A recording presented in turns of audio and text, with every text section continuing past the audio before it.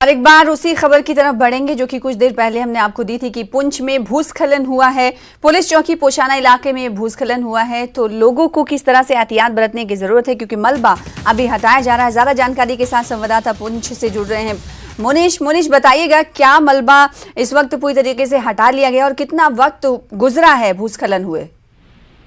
जी sir, ऐसा बता दें रात को 10 बजे के करीब जो है भूस्खलन हुआ है और उसके बाद लगातार अभी तक जो है मुगल रोड बंद है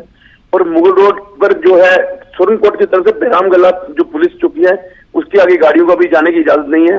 मलबा हटाने का काम तो चला है, लेकिन आपको बता दें कि ये जो एरिया है जिसमें लगातार पत्थर गिर रहे हैं और 2 दिन पहले भी जहां पर जो है भूस्खलन हुआ था और पूरे 10 घंटे तक ये सड़क बंद थी।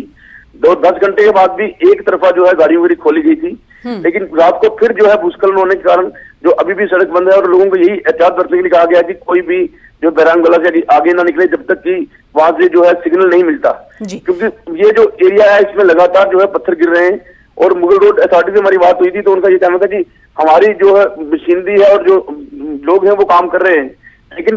समस्या ये है कि पत्थर वहां लगातार गिरता है। और एक दूसरा क्या है कि ये जो पूरा मतलब घुमावदार एरिया है, मोड़ है वहां पर, और अगर एक बार मलबा गिरता है तो जब उठाने का काम शुरू होता है तो नीचे 3 सड़कों पे वो मलबा गिराया जाता है और उसके बाद वहां से हटाया जाता है, क्योंकि वहां कोई ऐसी जगह नहीं है कि एक बार मलबा हटा दिया जाए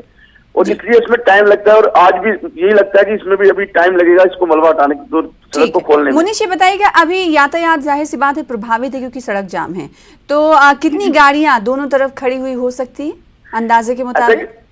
सनत कि सुबह का समय है, इसमें गाड़ियां कम हैं क्योंकि वैसे भी मुगल रोड पे जो है बैरामगला के पास से जो गाड़ियां जो हैं वो 8 बजे के बाद छोड़ी जाती हैं, तो इसलिए गाड़ियां जो है मतलब बहुत ज्यादा होंगी, 15-20 गाड़ियां हो सकती हैं, उससे ज्यादा नहीं, क्योंकि